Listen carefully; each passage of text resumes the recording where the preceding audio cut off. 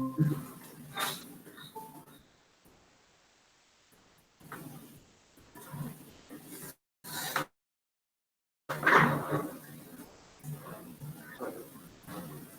días. Buenos días, doctor. Buenos días. Buenos días. Buenos días, doctor. Buenos días. Bueno, gracias por la asistencia.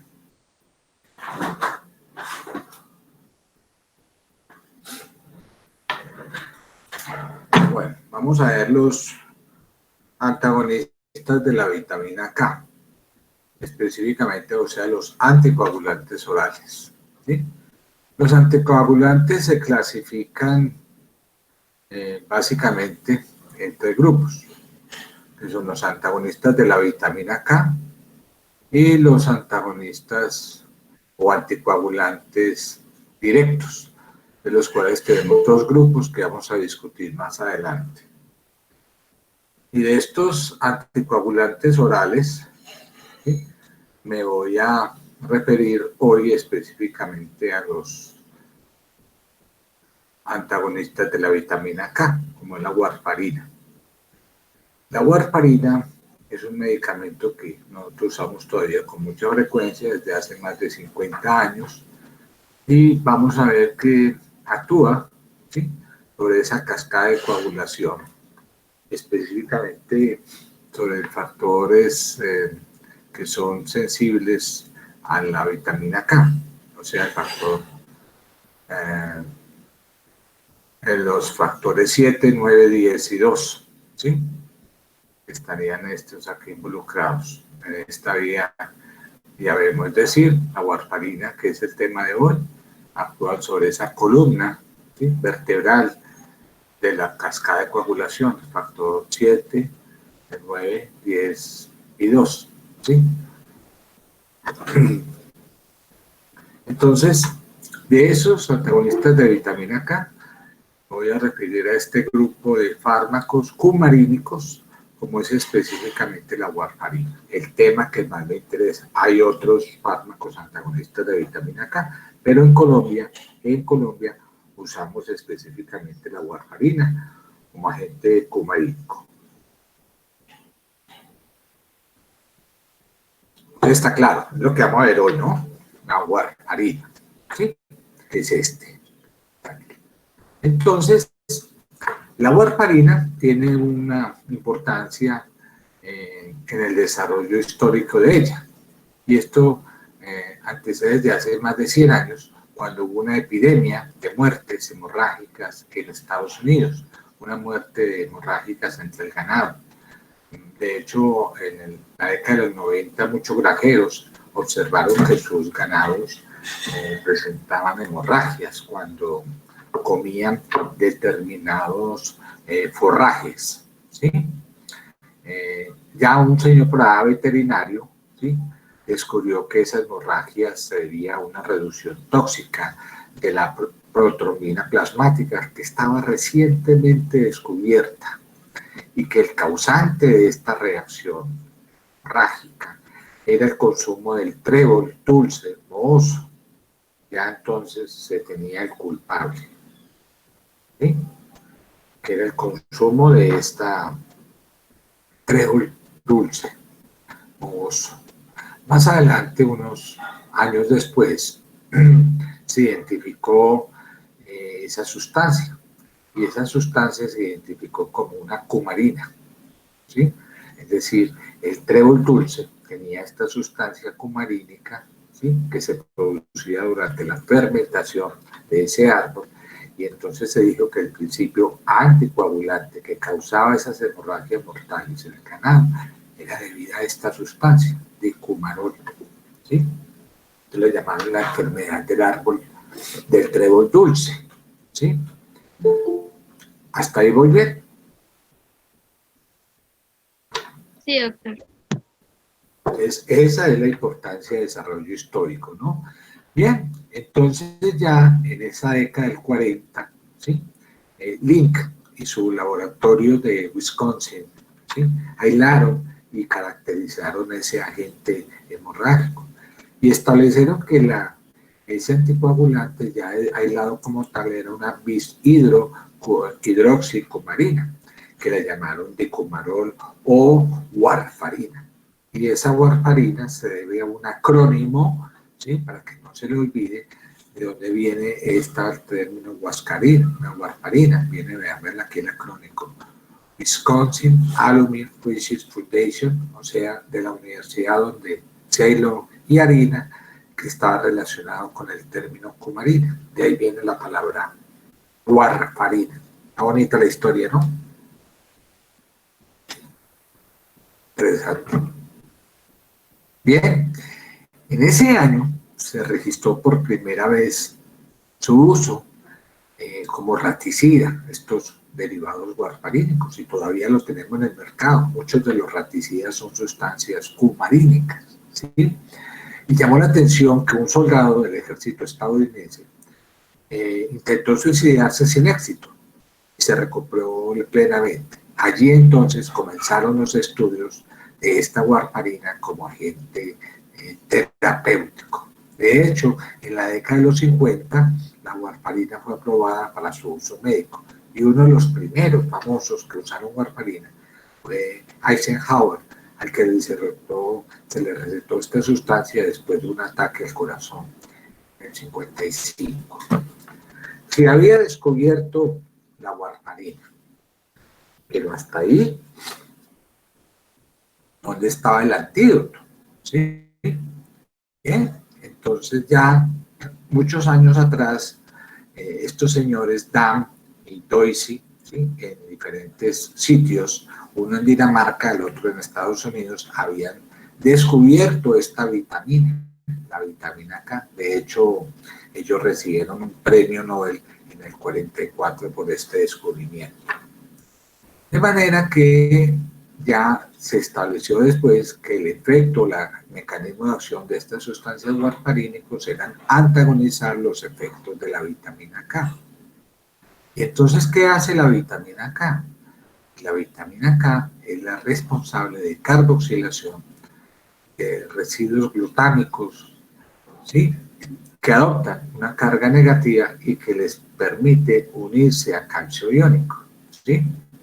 Entonces, esas sustancias que requieren carboxilación son nada más y nada menos que las sustancias que estoy nombrando aquí como factores de coagulación, ¿sí? ¿Y cuáles son esas sustancias que son dependientes de la vitamina K? Como decía ahora, el factor 7, 9, 10 y 2, ¿sí? Que son responsables de toda esta vía de la coagulación, ¿sí? Que es el grupo llamado protrombina, dependiente de la vitamina K, ¿sí?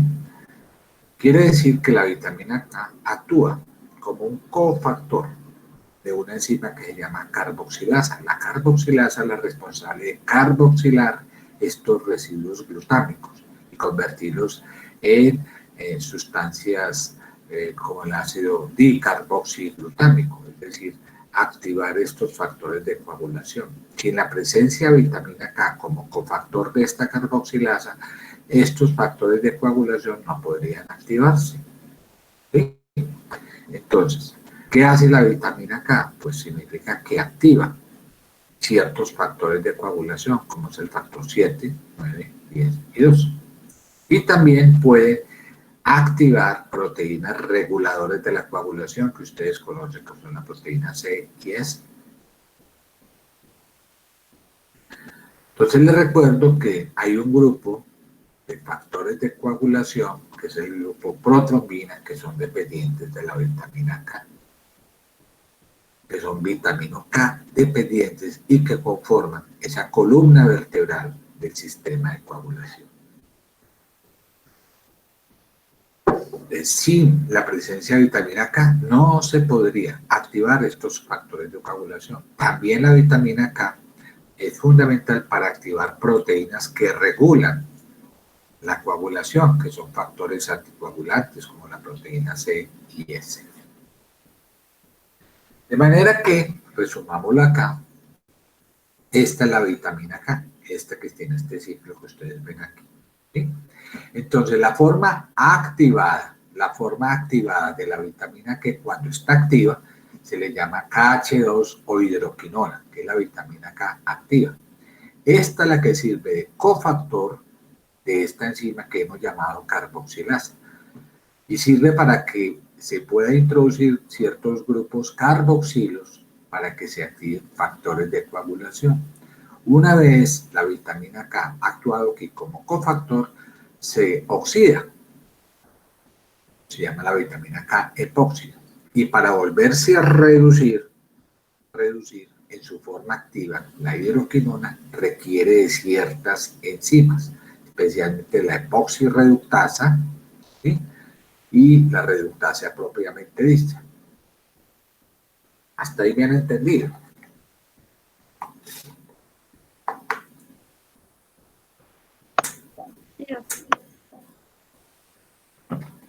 Está bien, ¿cierto? ¿Me han entendido? ¿Sí?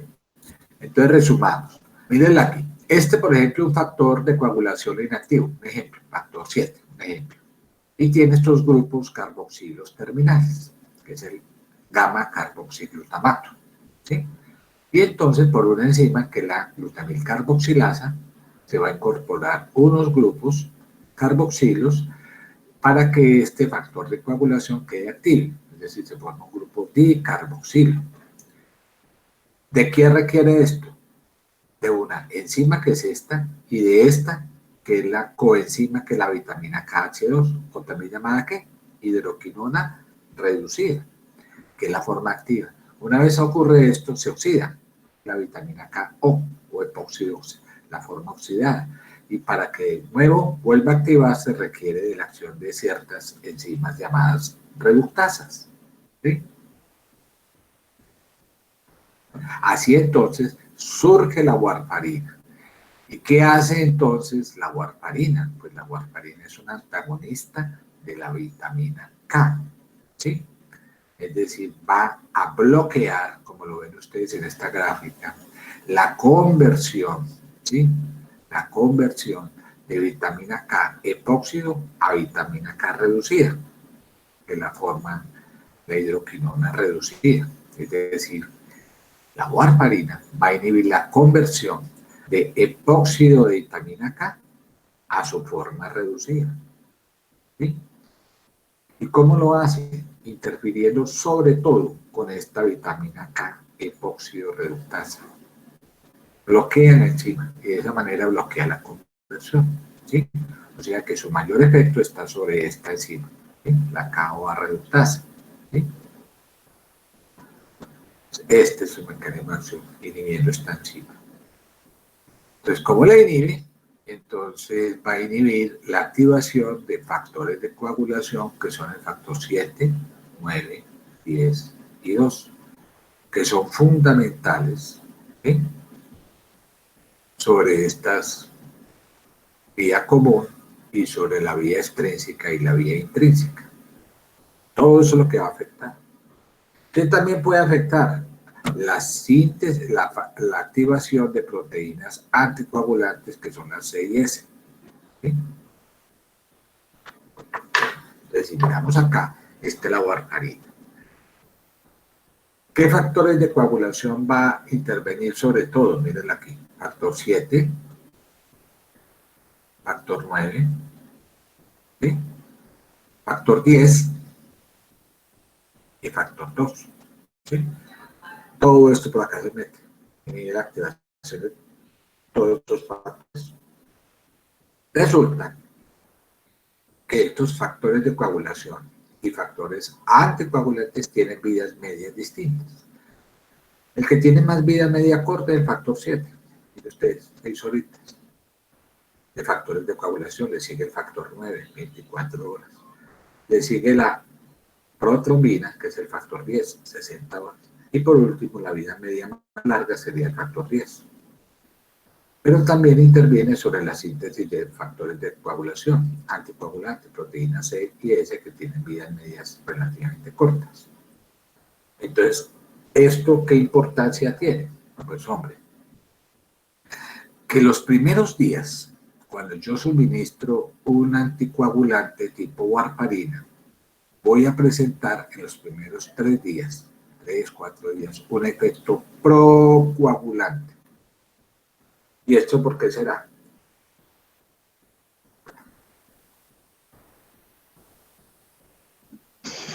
Opinión la proteína C y la S. Claro que son proteínas muy sensibles a la acción de la warfarina. Entonces, ¿esto tendrá alguna importancia, alguna trascendencia cuando yo inicio warfarina? ¿Qué espero de la warfarina? Que tenga un efecto ¿qué? ¿Cómo le estoy llamando a la warfarina? Que tenga un efecto ¿qué? Anticoagulante.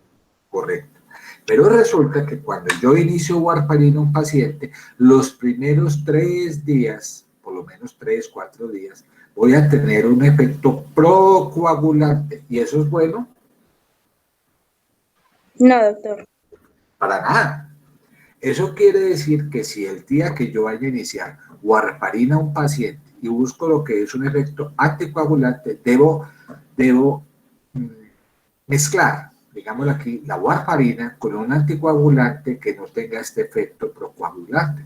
Eso quiere decir que cuando uno inicia warfarina, debo agregarle un anticoagulante parenteral, siquiera los primeros 5 días, 3 a 5 días, para que no se presente el efecto procoagulante de la warfarina en sí. ¿Sí? Es decir, durante las primeras horas, las caídas de esa proteína C y de proteína S empiezan a aparecer, primeros 3 días, y ya después de cuarto, quinto día, empiezan a reducirse los otros factores de coagulación que tienen vida media larga, como el factor 12 días. En otras palabras, también la warfarina inicialmente descienden las proteínas anticoagulantes S, C y S, lo que va a producir un efecto procoagulante los primeros 3 días de haber iniciado el tratamiento. ¿Sí? Y solo el efecto anticoagulante se empieza a presentar a partir del tercero o cuarto día. ¿Esto qué quiere decir? Que el inicio anticoagulante de la warfarina es muy lento. Empieza a aparecer más o menos al quinto día. ¿Sí? Entonces, si yo inicio warfarina solita, los primeros 3, 5 días puedo esperar un efecto ¿qué? Procoagulante. ¿Sí? Procoagulante. ¿Esto tiene importancia? Claro que sí. ¿Sí? ¿Por qué? Porque entonces, ¿dónde radica la importancia? ¿Sí? Que cuando inicio warfarina, debo hacer un puente. O sea, debo agregar un medicamento anticoagulante mínimo durante 3 a 5 días, que serían las heparinas. ¿Sí? Y estas heparinas no se pueden suspender hasta que se demuestre que la warfarina sí tiene un efecto anticoagulante. ¿Sí? Y ya lo vamos a explicar cómo lo demostramos. Esto me está diciendo que la warfarina tiene una desventaja muy grande. Es decir, comienza el efecto, ¿sí?, anticoagulante de una manera muy lenta. ¿Sí? Es decir, exige una terapia puente. ¿Saben qué es una terapia puente ya, cierto?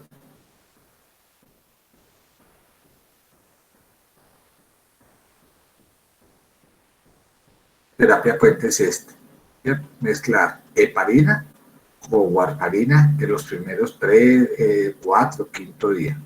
¿Sí? De siempre que inicio warfarina, debo establecer una terapia puente con un anticoagulante parenteral, ya sea heparina no fraccionada o heparinas de bajo peso molecular. ¿Sí?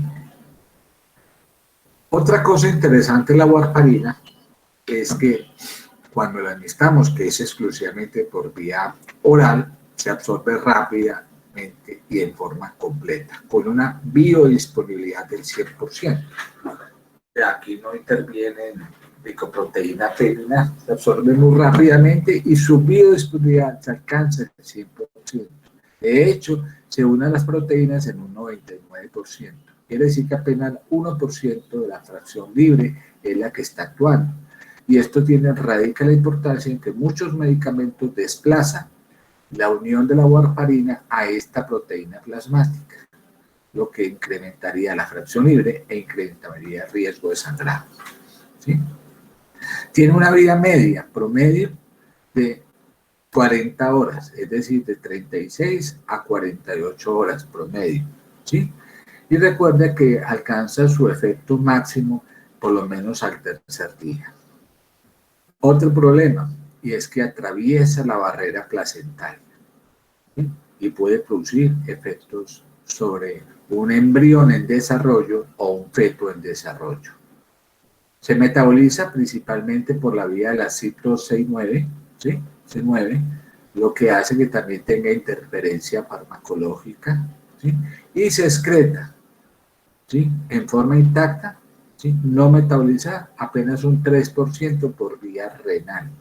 Esto quiere decir que los pacientes con insuficiencia renal no tienen tanto problema, lo que sí podría ocurrir con pacientes que reciben anticoagulantes directos, ¿sí? Entonces la excreción renal no se ve afectada o su excreción no se ve afectada en pacientes con insuficiencia renal.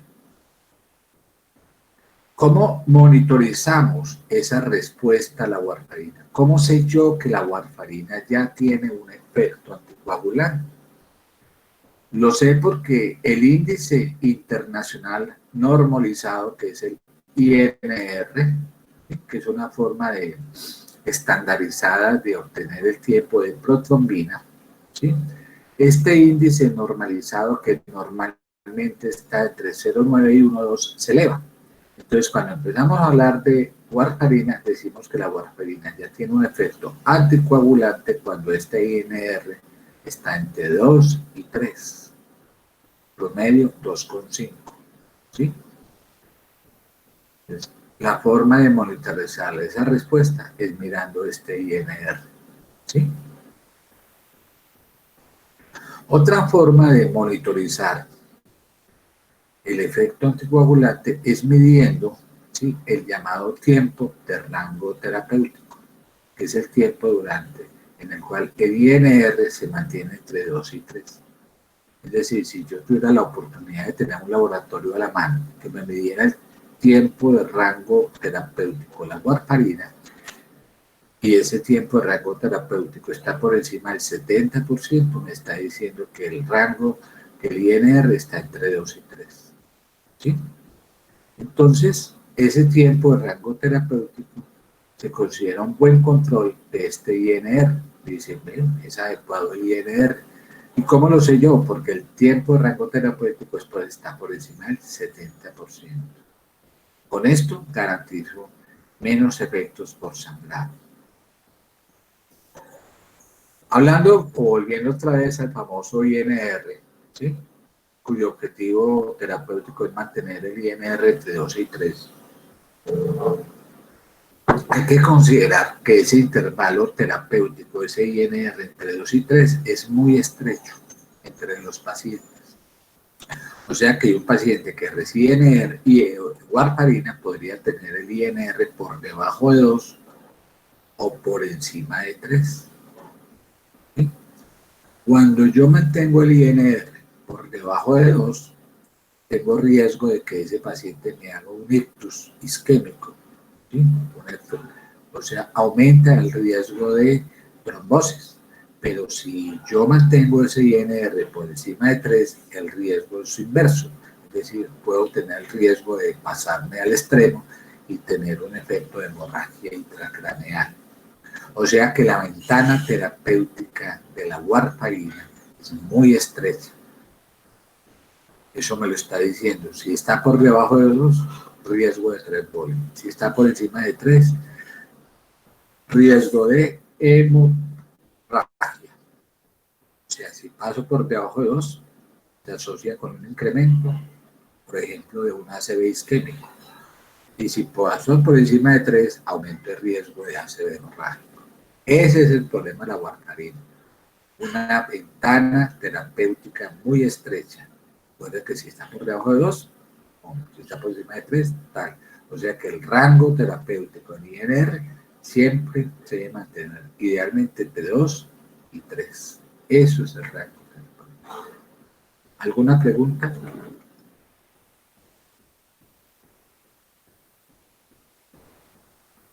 Doctor, es que no entendí muy bien Lo del TRT. Ya, el TRT es como, más o menos lo voy a explicar. Acuérdese que cuando uno está hablando de pruebas de coagulación, habla del tiempo de protrombina. Entonces, el tiempo de protrombina lo expresamos nosotros de una manera más sencilla con el llamado INR. El INR es este que está diciendo aquí. ¿Sí? Expresa cómo está el tiempo de protrombina. Si el tiempo de protrombina se prolonga, el INR se prolonga. ¿Sí? Entonces, esto es el llamado INR. Cuando yo le doy warfarina, debo tener un INR entre 2 y 3, lo que eso significa que mantiene un tiempo de protrombina un 25% elevado a lo normal, es de 12 a 14 segundos. Ahora, ¿qué es entonces el tiempo de rango terapéutico? ¿Sí? Es una medición para establecer la terapia anticoagulante, la eficacia de la warfarina como anticoagulante. ¿Sí? Entonces, si yo tengo un TRT que está elevadito, por encima del 70%, me dice que el INR se mantiene entre 2 y 3. ¿Sí? Entonces, siempre que yo mantenga un TRT por encima del 70%, me está diciendo que ese INR es adecuado, que es lo que yo debo buscar en los pacientes. ¿Y por qué es adecuado? Porque es que este INR tiene una ventana terapéutica muy, muy estrecha. ¿Me comprendió de nuevo? Cierto. Lastimosamente, o una limitación que tiene este TRT es que Colombia hay muy pocos reportes de tiempo de rango terapéutico en los servicios de anticoagulación. Por ahí he leído que una fundación se me fue el nombre, en Bogotá podría hacer este TRT, pero aquí en Armenia no lo hacemos. Generalmente cuando usted da warfarina en Armenia, los laboratorios le miden a uno es el INR, no le mide el TRT, que sería como también el ideal. ¿Sí? Bueno, ¿ahí voy bien? Cierto. Bueno, Sí, señor. entonces, digamos como conclusión la siguiente. Uno, que hay un rango terapéutico de INR que se debe mantener entre ¿cuánto? 2 y 3. Si está por debajo de 2, no está sirviendo la warfarina, algo está pasando y el paciente tiene riesgo de hacer un ACV isquémico. Si está por encima de 3, algo está pasando con la warfarina y el riesgo de un evento hemorrágico, tipo hemorragia intracraneal, aumenta.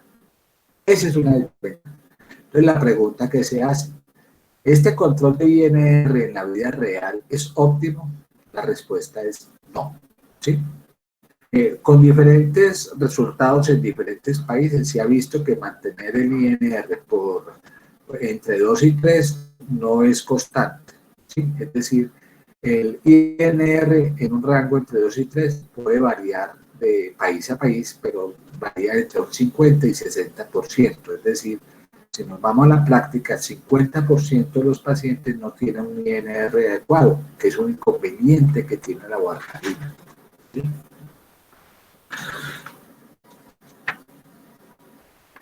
¿Y por qué, por ejemplo,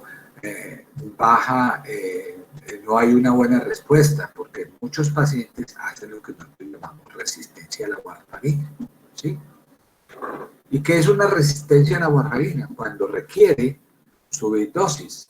¿Sí? Promedio la dosis son 5 miligramos día. Entonces, cuando uno ve que ese INR no le sube, entonces uno le sube a 10 miligramos día, o sea, 10 miligramos semanal.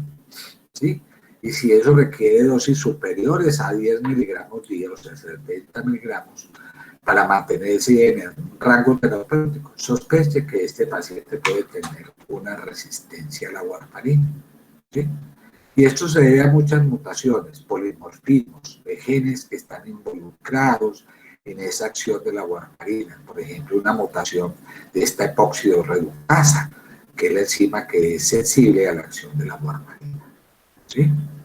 Eso podría explicar por qué muchos pacientes tienen un INR muy bajo y su INR no se alcanza con una dosis terapéutica. Algo muy interesante de la warfarina es que interfiere Hay muchos medicamentos que interfieren con la warfarina. Y dicho de otra manera, podemos decir de forma muy práctica que hay más de aquí 777 medicamentos que pueden interactuar con la warfarina. Muchos son los medicamentos. Puse una cifra que es académica para que no se lo olvide. ¿Sí? Más de 777 fármacos pueden interactuar. Y muchos de esos potencian el efecto anticoagulante de la warfarina. Otros inhiben el efecto anticoagulante. Fármacos que potencian el efecto anticoagulante de la warfarina tenemos como típico antiarrítmicos tipo amiodarona, o la llamada también dronedarona, también otro antiarrítmico, o la propafenona. Estos tres medicamentos pueden potencializar el efecto de la warfarina. Betabloqueadores como el propanolol, antiagregantes plaquetarios como el clopidogrel, estatinas, tipo lovastatina, simba, ato, flúor, ¿sí? Pueden potencializar el efecto de la warfarina. El uso concomitante de aires como ketoprofeno, asa en dosis altas, ibuprofeno, antimicrobiano es distinto, ver aquí el grupo de macrólidos, las 5-fluorquinolonas como la ciprofloxacina, las sulfas, las tetraciclinas, los azoles, digestivos como el omeprazol, esomeprazol, ensoprazol, podría potencializar el efecto anticoagulante de la warfarina. ¿Sí? Y otros, alcohol, valproato, corticoides, hormonas tiroideas. Muchos de estos es por la misma competencia de unión a la proteína plasmática.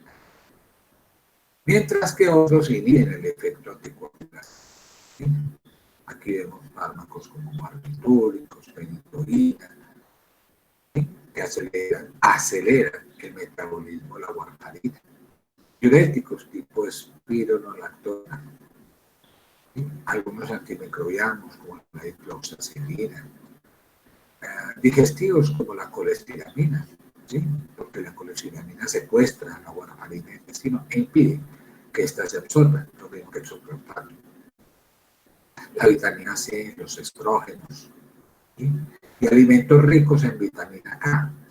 Exceso, pues, consumo de alimentos verdes como el coliflor, el perejil, el brócoli, yuca, el repollo, cilantro, etcétera. Estos medicamentos en exceso pueden antagonizar el efecto de la warfarina. U otros alimentos como el hígado, el verde, la mayonesa. Consumirlo en exceso no es bueno. No es bueno porque un paciente si está tomando warfarina es por algo.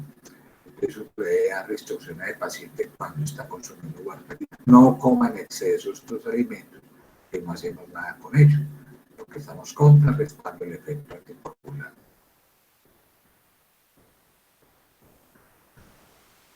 Una de las limitaciones muy grandes que tiene la warfarina es el riesgo de hemorragia. ¿Sí? Y esta hemorragia se puede presentar bajo diferentes niveles, sobre todo porque recuerden que ella interfiere con la vía intrínseca, extrínseca y la vía común de la coagulación. Pero estas hemorragias son más severas que una hemorragia llena por trastorno de las plaquetas, etc. Entre ellos puede producir epistaxis, ¿sí?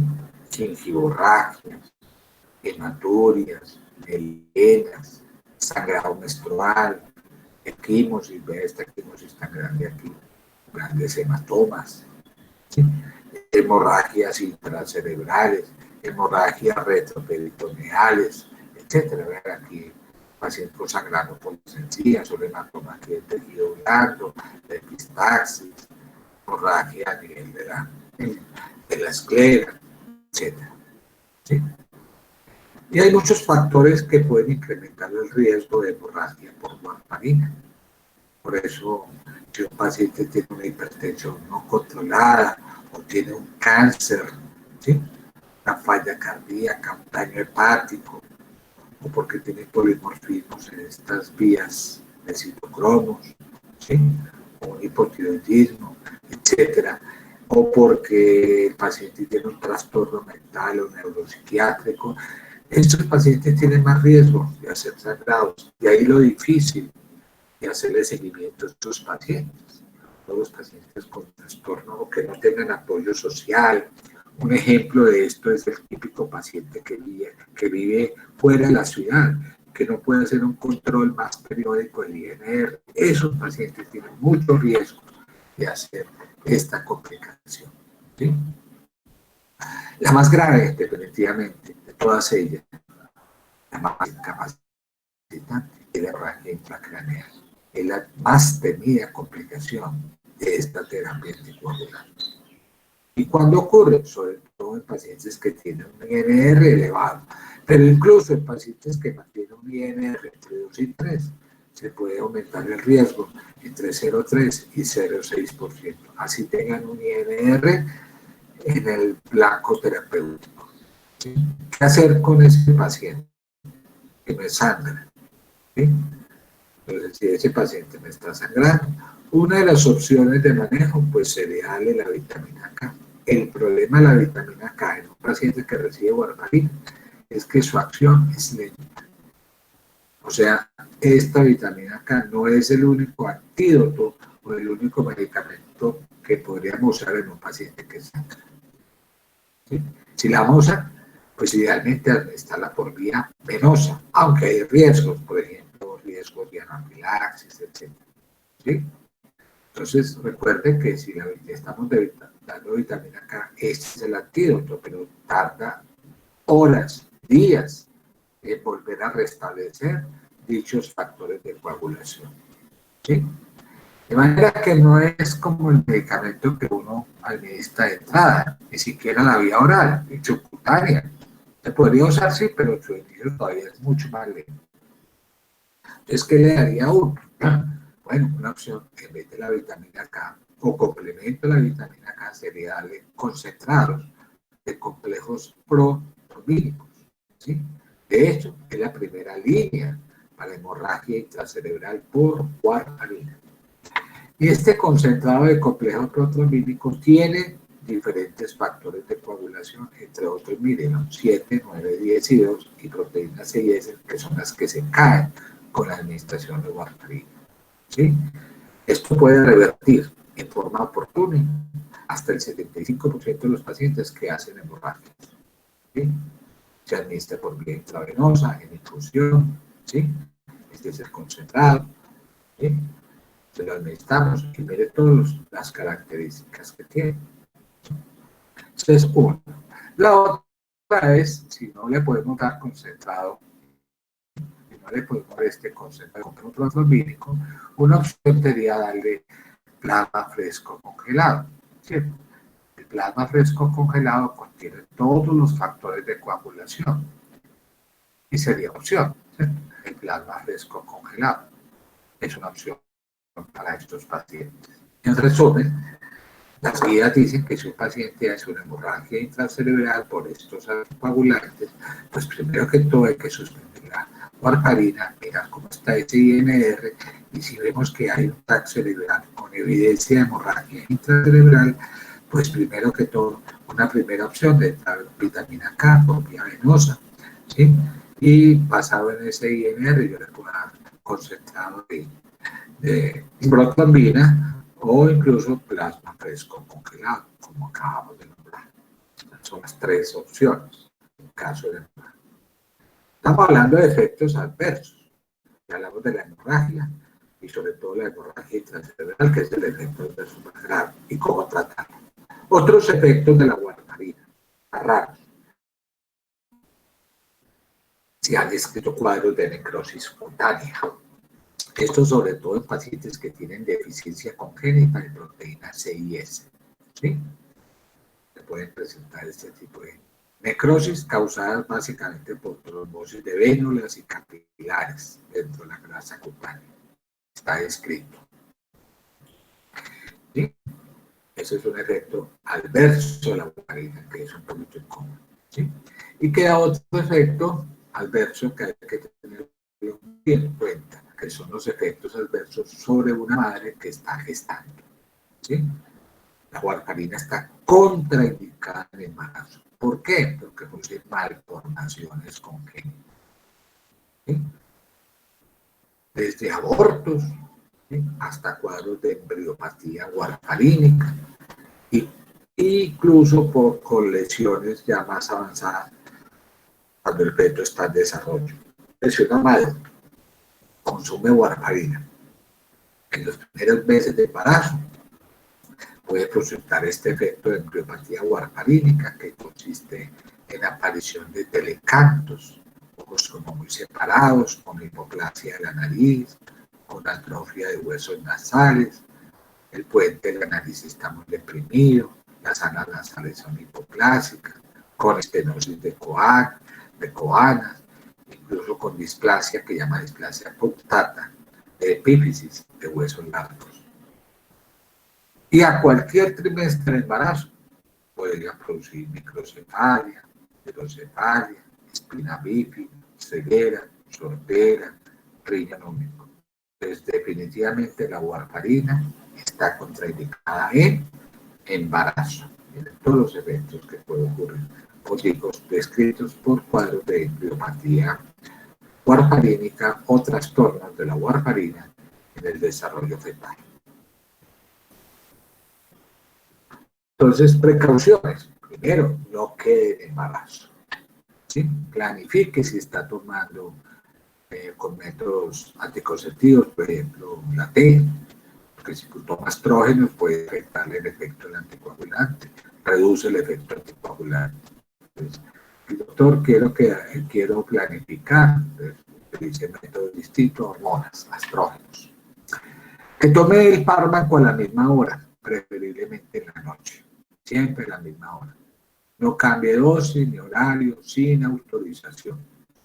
No tome tabléticas extras para compensar esos olvidos de la toma. Conozca el rango terapéutico para su patología. Promedio está entre 2 y 3, ¿sí? O el TRT también sería lo ideal. Instrucciones en la dieta: no me consume en exceso mayonesa, no me consuma en exceso hígado, no me consuma en exceso alimentos verdes, coliflor, etc. Mucho ojo, avise al médico cuando tenga hematuria, cefalea, dolor abdominal, equimosis, porque podría ser una complicación grave, una hemorragia grave en cualquier nivel. No aplique inyecciones intramusculares. El paciente está tomando warfarina, usted le coloca una inyección muscular, nos hace un hematoma y eso es casi incontrolable, ¿sí? No participe en deportes de contacto de alta intensidad, eso debe advertir uno a su paciente. Y que controle con más frecuencia este INR en pacientes con riesgo de hemorragias, falla cardíaca, enfermedad tiroidea, falla hepática, etc. Definitivamente está contraindicado en embarazo y lactancia, ya saben por qué. O en hemorragias o alto riesgo de hemorragias, por ejemplo, una cirugía reciente o próxima, una cirugía ocular, una cirugía a nivel central de orejas, aumenta el riesgo de hemorragia en los pacientes, de hematomas sin complicación. No administra warfarina en hemorragias digestivas activas o genitourinarias, cerebrovasculares, o el paciente con aneurisma o pericarditis.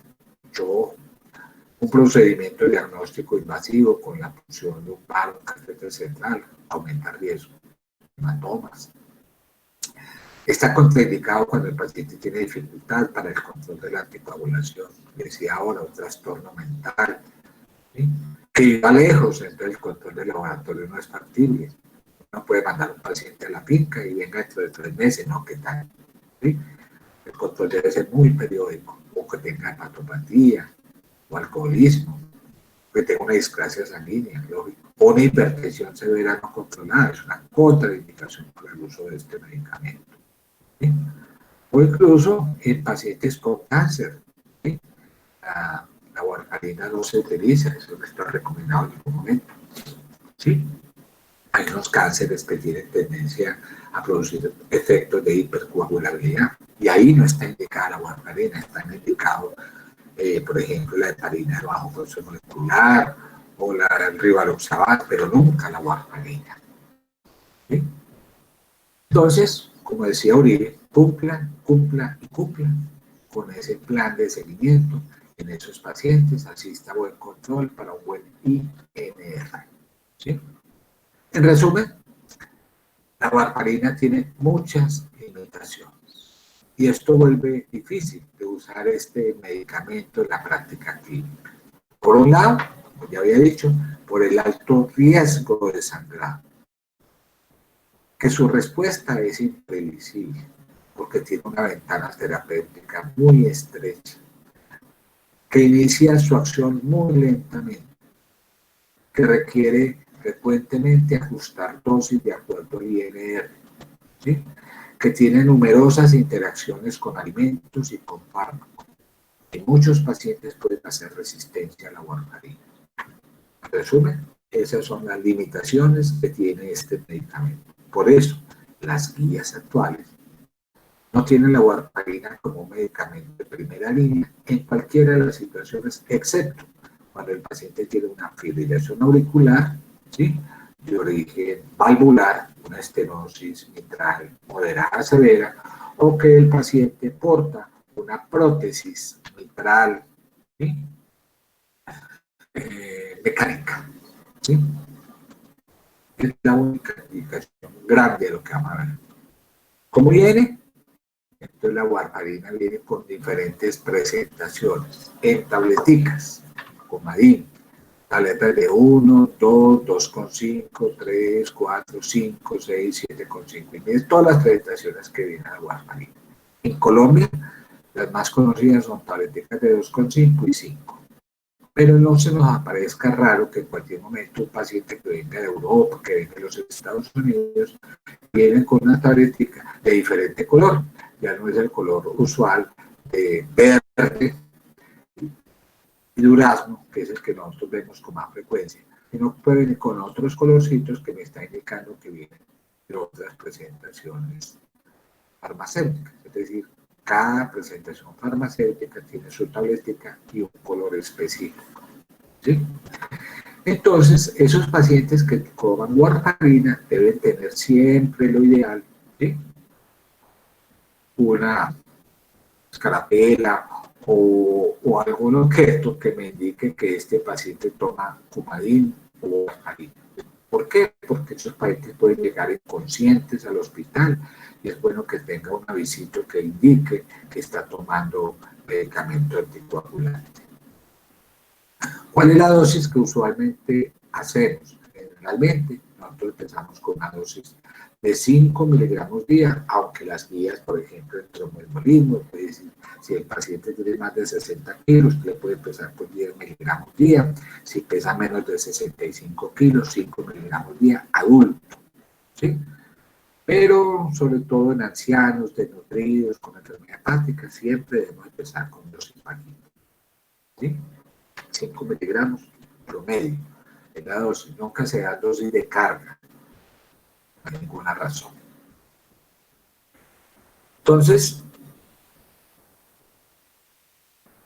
la warfarina tiene estas indicaciones muy precisas. Y hago la primera pregunta, ¿sí? Profilaxis de enfermedad tromboembólica venosa. Anteriormente era una opción terapéutica, hoy en día no. En el tratamiento de la enfermedad tromboembólica venosa, como vamos a ver, ya ha pasado a segunda línea de manejo. Se prefieren hoy en día los anticoagulantes orales directos. Y en prevención de ACV y embolia sistémica en pacientes adultos con FA, solo tiene una indicación muy precisa. Las demás pueden ser una opción, preferiblemente anticoagulante oral directo, primero antes de la warfarina. Ese es el resumen de las indicaciones terapéuticas. Veámosla entonces. En profilaxis de enfermedad tromboembólica venosa. Ya hoy en día no se recomienda como fármaco de primera línea. No se recomienda. En profilaxis. ¿Por qué? Por tantas limitaciones que tiene, entre otras, su margen terapéutico muy estrecho, variabilidad de respuesta, riesgo de interacciones con otros medicamentos. Básicamente hoy en día pues, no la usamos como profilaxis de enfermedad tromboembólica venosa. usamos otros medicamentos distintos, usamos anticoagulantes parenterales o todavía mejor, los anticoagulantes orales directos. En el tratamiento de la enfermedad tromboembólica venosa, aquí me detengo unos 20 minuticos para explicarles y me voy con este tema para hablar después de la FA. Entonces, cuando yo estoy hablando de tromboembolismo pulmonar, ¿sí?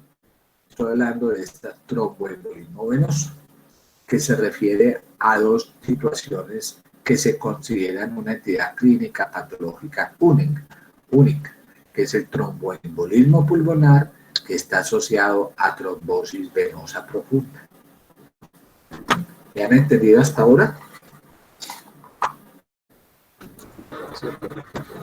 Bueno, entonces, hay una serie de factores de riesgo que las guías actuales del año pasado, 2019, europeas, han contemplado. Y hablan de factores de riesgo que son identificables y factores de riesgo no identificables. ¿Sí? A esto se refiere a lo que antiguamente se refería como tromboembolismo provocado secundario o tromboembolismo no provocado o primario. Ya hoy en día se habla de factores de riesgo identificables y no identificables.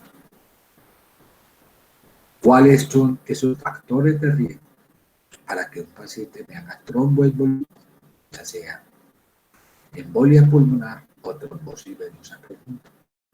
Pues básicamente son pacientes que tienen factores de riesgo mayores como cirugías como cirugía abdominal mayor, pélvica, o reemplazo de cadera de rodilla, o las artroscopias. Estos son factores de riesgo muy elevados para un paciente que haga trombosis venosa profunda e embolía pulmonar.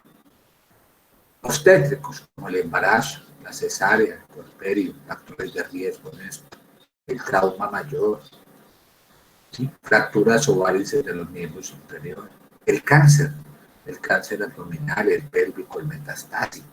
Ustedes saben que hay factores, que hay muchas enfermedades cancerosas y metastásicas que se pueden manifestar, ¿sí? Como una tromboembolismo pulmonar. La disminución de la movilidad, paciente hospitalizado, ¿sí? Paciente geriátrico que vive en hogar, abandonadito, que no se mueva, ¿sí? Que tenga un sedentarismo muy prolongado, el antecedente de un tromboembolismo previo, son criterios mayores, factores de riesgo. Hay otros factores menores, ¿sí? Por ejemplo, aquí les traigo uno, pues el uso de estrógenos, anticonceptivos y otros, ¿sí? Por ejemplo, de los viajes, ¿sí? Recuerde que el paciente llega a Europa y por el estar ahí sentado durante tiempo largo me puede hacer una trombosis venosa profunda y hacerme ese paciente una embolia. Entonces, esta trombosis venosa profunda se asocia frecuentemente, sobre todo cuando esa trombosis venosa profunda está debajo de la pantorrilla, ¿sí? Esos pacientes tienen tendencia a que estos coágulos profundos viajen, lleguen al corazoncito y aquí se impacten sobre una arteria pulmonar. La llamamos nosotros una embolía pulmonar. Entonces uno, en todos esos clínicas, que generalmente es un paciente que llega con taquicardia, taquipnea, dolor torácico, etcétera, etcétera, empezamos a hacerle pruebas complementarias. Uno de los exámenes más importantes, que es un marcador bioquímico importante, es la presencia de dímero D. Con dímero D elevadito le puede dar una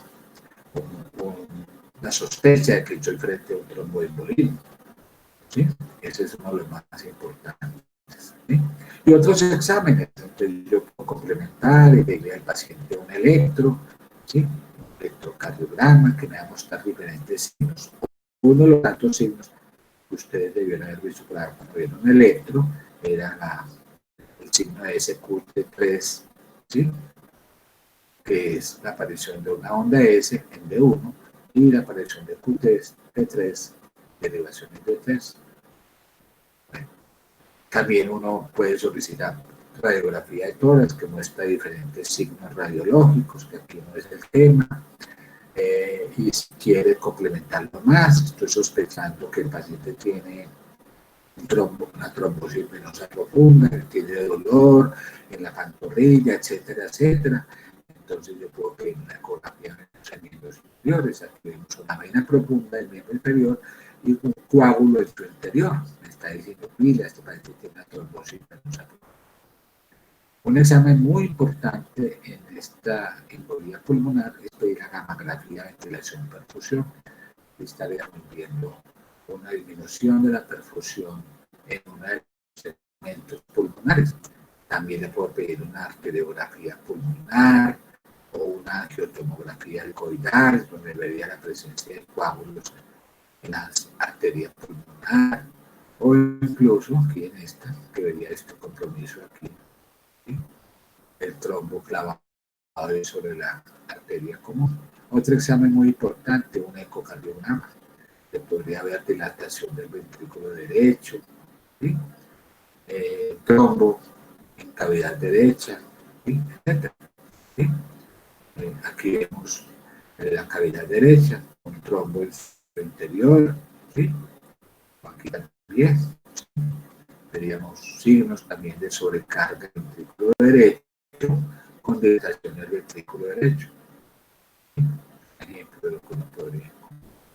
Pues cuando uno ya dice, bueno, ya tengo un diagnóstico hecho, yo tengo que estratificar el riesgo de ese paciente. ¿Riesgo de que se me muera? Por eso hablamos de tromboembolismos con riesgo alto, intermedio, bajo. ¿Sí? Entonces hay diferentes, digamos, formas de clasificar el riesgo de estos pacientes. Muchas de ellas, por ejemplo, está aquí la escala de Pesci, mirando unos parámetros importantes que se me sale del tema. De acuerdo al puntaje, con todos estos parámetros, yo hablo del riesgo y hablo clase 3, por ejemplo, es un riesgo intermedio. Cuando está en clase 3, según el puntaje, estaría entre 86 y 5,5 de todas estas variables, ¿sí? Y este paciente con riesgo intermedio tiene una mortalidad altica, todavía más cuando tiene una PESI clase 4 o 5, donde el riesgo es alto, muy alto, donde la mortalidad aumenta demasiado, ¿sí? Entonces yo puedo clasificar el riesgo de acuerdo a diferentes escalas. La más usada es la escala PESI, aunque también hay una escala que es la escala PESI modificada, ¿sí? SPECI, ¿sí? Que también me da criterios de riesgo para establecer si ese paciente tiene alto riesgo, ¿sí? Es muy parecida la escala PESI a esta, que es la simplificada, tiene menos parámetros y es muy simplificada. Otros criterios, como el criterio de Hestia, etc. Entonces yo voy a estratificar el riesgo. Y entonces hablo que yo puedo estar frente a un paciente con riesgo alto, muy alto, riesgo intermedio, como ahora hemos estado intermedio, alto, bajo, o riesgo bajo. ¿Y cómo me doy cuenta? Porque hay indicadores de riesgo. Por ejemplo, voy a hablar de un paciente con riesgo alto. Es un paciente que tiene inestabilidad hemodinámica. O sea, es el paciente que llega con un tromboembolismo pulmonar masivo, llega con un cuadro de shock obstructivo, hipotenso, ¿sí? Mal perfundido, etcétera. Es lo que llamamos ese paciente.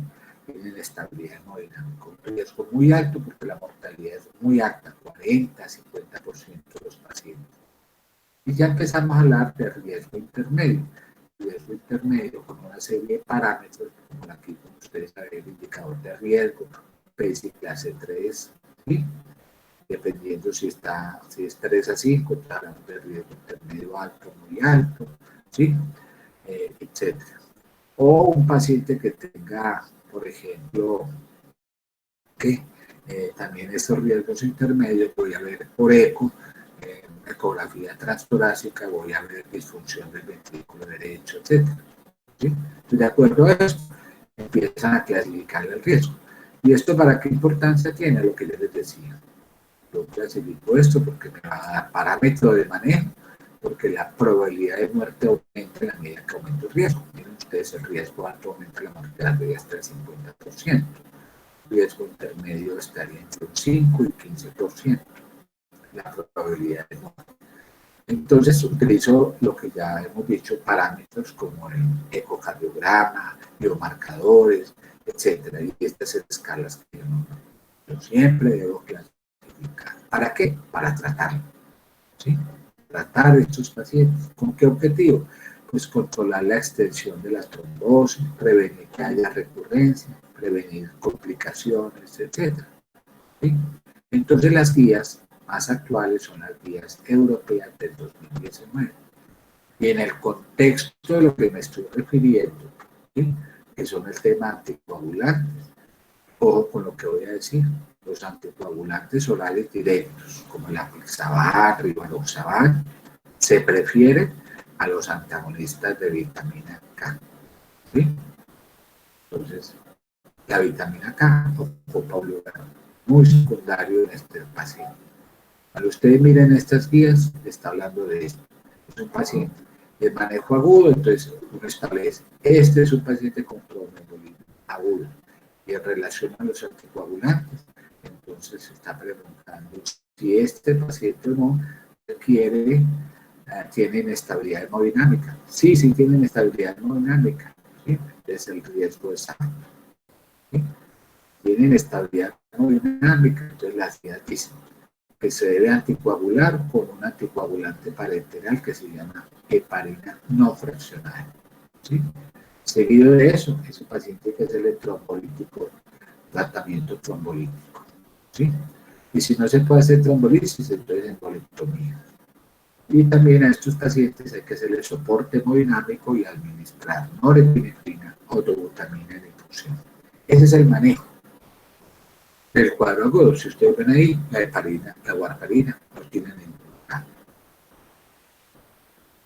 Esto es lo que hace un paciente con tromboembolismo masivo con inestabilidad hemodinámica, ¿sí?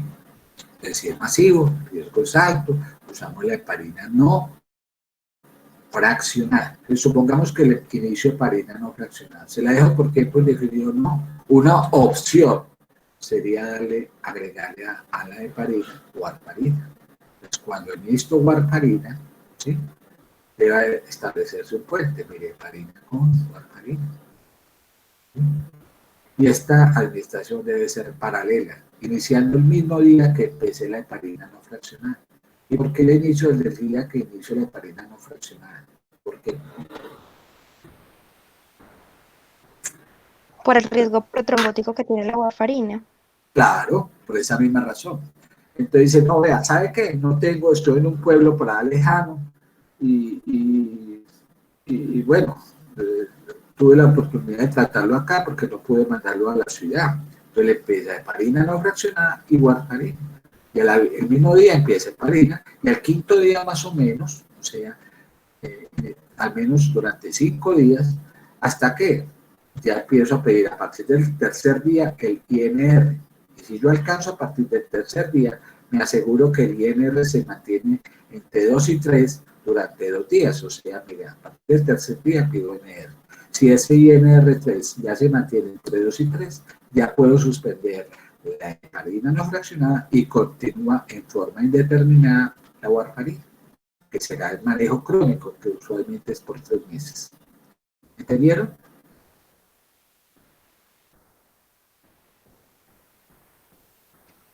Sí, señor. Sí, doctor. Listo. Ahora, si estoy frente a un paciente que tiene un riesgo intermedio, acuérdense que el riesgo me lo da la estratificación.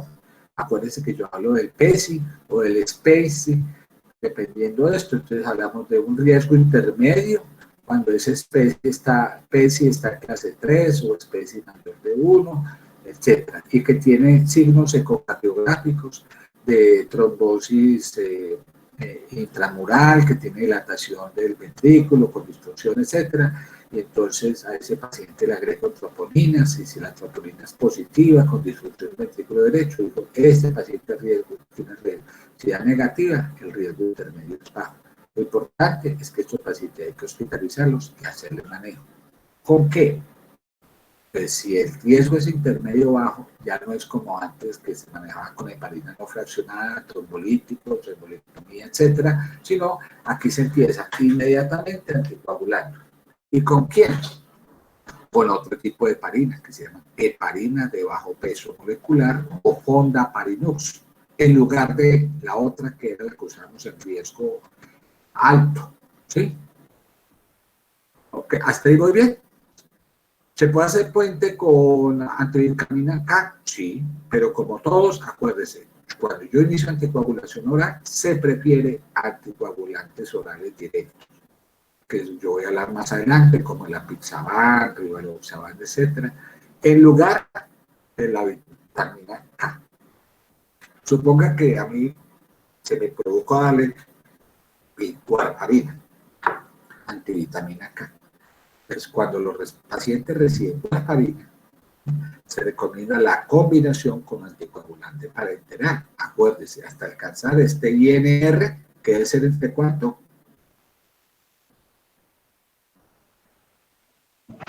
2 y 3. Doctor, y si el paciente no alcanza todavía CNR, yo mantengo la terapia anticoagulante, Sí, pero no. o le subo la dosis. Entre 2 y 3 días, usted dice, vea, a los 2 días sigue un INR, le subo la dosis. ¿Sí? De la warfarina. Debo garantizar que ese INR esté entre 2 y 3. Entonces, en un cuadro, en un paciente con riesgo intermedio bajo, recuerde que la vitamina K ha sido estándar de referencia durante más de 50 años. Pero, ¿qué dicen las guías actuales? Hombre, que se prefieren ¿cuál? Los anticoagulantes directos en lugar de ¿quién? De la warfarina.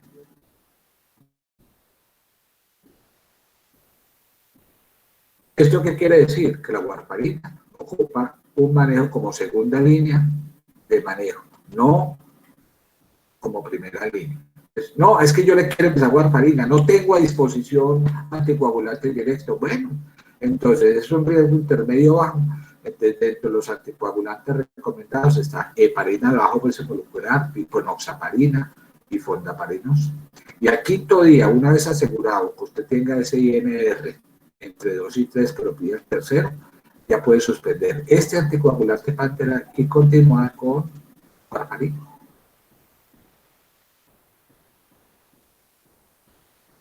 ¿Ok? Entonces, ya vimos la fase aguda, el manejo agudo. Ya vieron con qué tipo de anticoagulante. ¿Sí?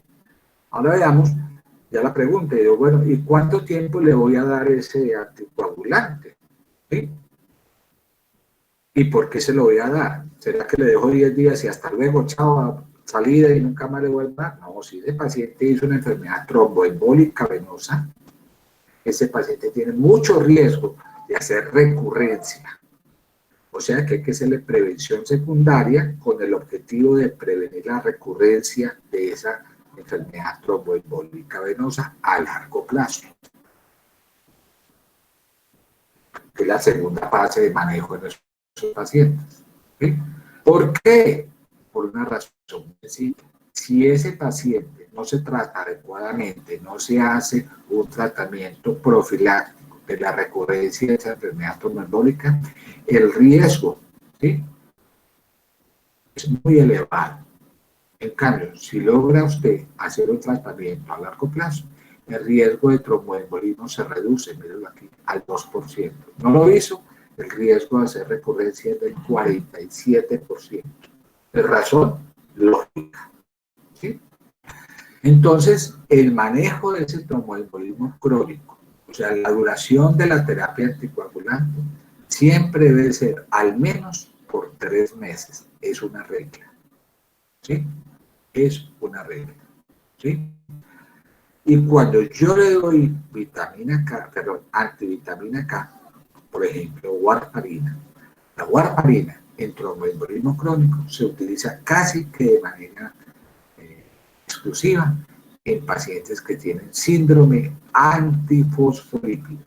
Aquí en estos pacientes, donde usted demostró que tenía un síndrome antifosfolípido, la warfarina es primero, antes que los anticoagulantes directos. De hecho, los anticoagulantes directos no se indican en pacientes con síndrome antifosfolípido.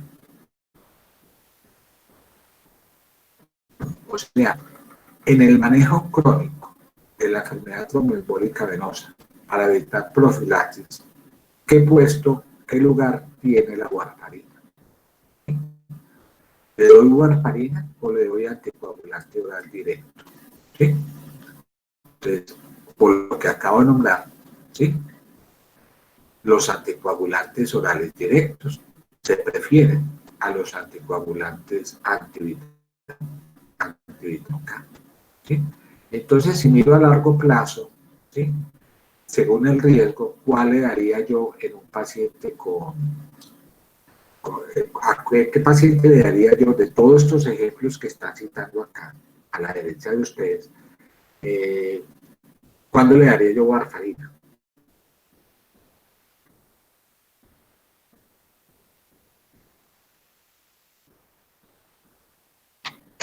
Solo en ese paciente con síndrome de antifosfolípido. Correcto, aquí subrayado, casi que es su uso exclusivo. ¿Sí? De hecho, las guías lo dicen. Si este paciente le va a hacer tratamiento a largo plazo para prevenir recurrencias y no tiene cáncer, mire lo que dice aquí, subrayado, el tratamiento anticoagulante oral con antivitamina K, que es la warfarina, y está recomendado para pacientes con síndrome y anticuerpos antifosfolipídicos. Es su uso casi que exclusivo, ¿sí? En el síndrome antifosfolipídico. Es su uso mayor del warfarina. Y la guía termina hablando de casos muy especiales, especialmente me refiero al cáncer. ¿Será que la warfarina tendrá alguna indicación en pacientes con cáncer? ¿Sí? Si ustedes miran acá, en pacientes con cáncer, la anticoagulación básicamente se hace con 3 grupos de medicamentos. Heparinas de bajo peso molecular, ¿sí? O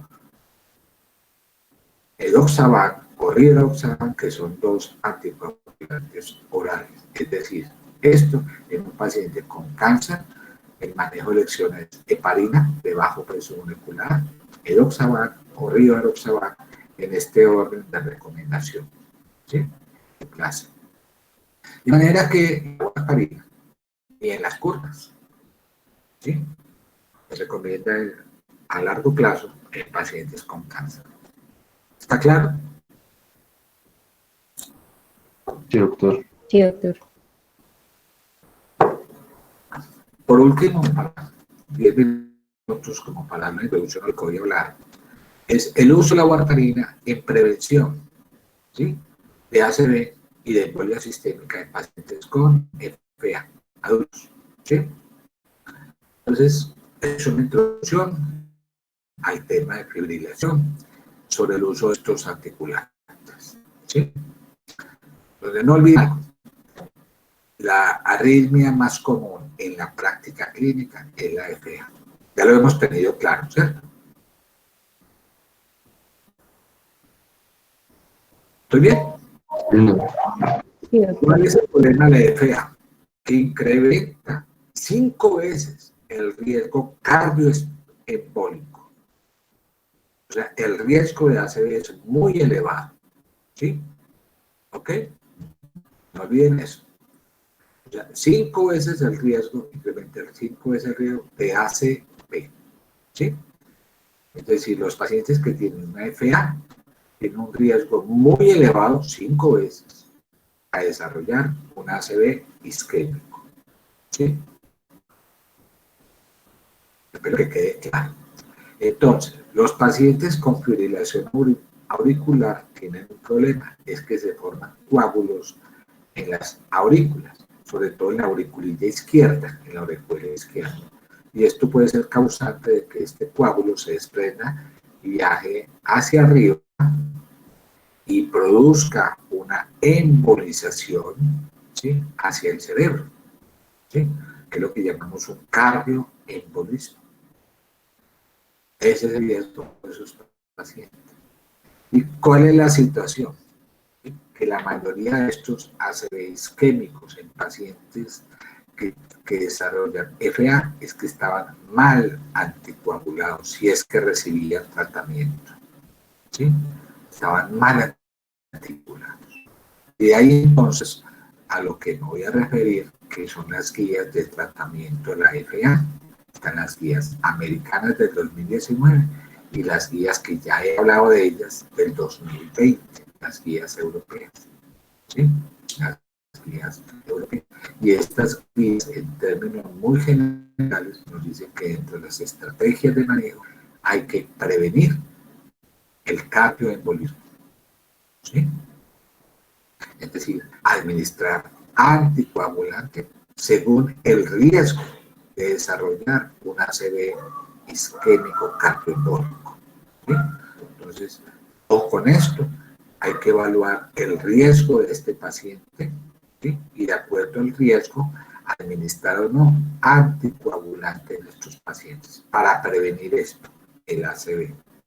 ¿Sí?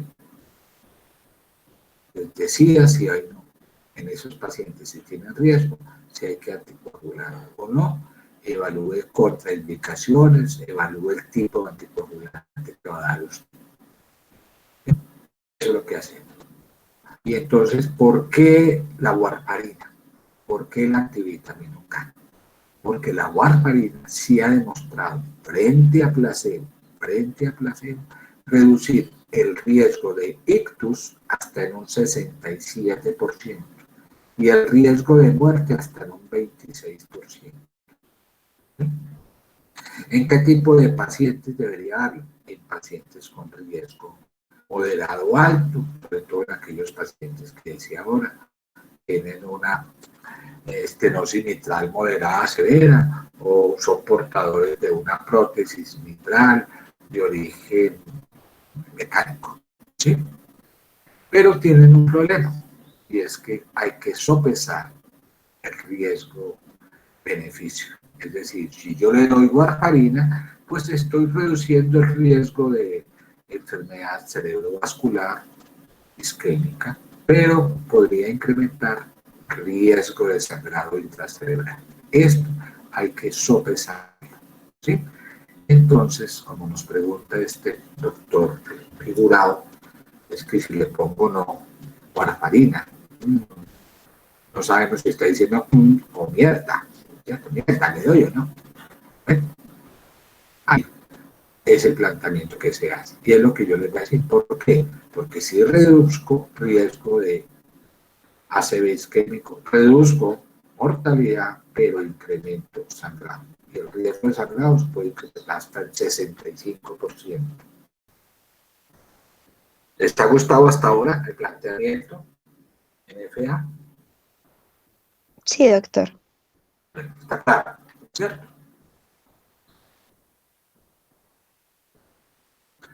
Muy bien. Entonces, que los antivitaminos K, warfarina, se asocian con un riesgo de sangrado, ¿sí? Con un riesgo de sangrado intracerebral muy elevado, sobre todo en pacientes muy añosos. Eso no se lo olvide. Por eso hay que establecer riesgo, hay que establecer equilibrio, ¿sí? Si prevengo el ACV, ¿sí? Menos trombosis, pero aumento el riesgo de sangrado, hemorragia intracerebral. Siempre hay que establecer esto, ¿sí? Y entonces, 5 minuticos para decirles esto. En la práctica real, ¿sí? Estos pacientes que reciben anticoagulantes orales tipo warfarina, ¿reciben warfarina realmente cuando deciden darle warfarina? Pues mire esta metaanálisis que hay por acá, diciendo que hasta un 40% de los pacientes que deberían estar anticoagulados no lo están. No lo están. ¿Y por qué no lo están? Por miedo muchas veces a presentar ese efecto adverso de hemorragia. Pero esto no es una práctica adecuada. Siempre hay que sopesar. ¿Sí? ¿Ok? Bueno, muchas gracias. Hoy nos vemos en la próxima charlita que vamos a hablar directamente del uso de la warfarina en FA. ¿Alguna pregunta? Gracias, doctor. Gracias, doctor. Gracias, doctor. ¿Está bien, cierto? Sí, señor. Bueno, muchas gracias. Un feliz día a ustedes, muchachos. Gracias, doctor.